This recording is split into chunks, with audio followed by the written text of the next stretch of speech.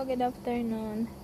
Alam niyo guys, gustong-gusto ko yung bougainvillea na to kasi meron siyang iba't ibang kulay. Iisang puno lang yan. Ayan, iba kulay niya.